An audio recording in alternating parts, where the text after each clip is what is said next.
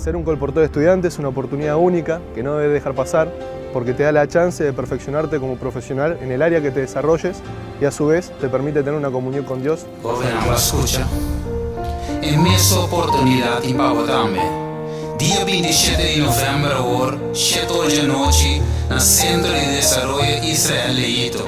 Nuestro baile invitado especial, Pastor Adilson Moraes, Director Asociado de Publicación de División Suramérica.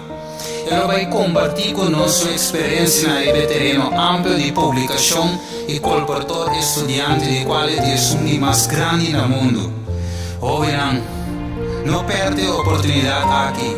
Así para votar día 27 de noviembre, hora 7 de la noche, en el Centro de Desarrollo Israelito.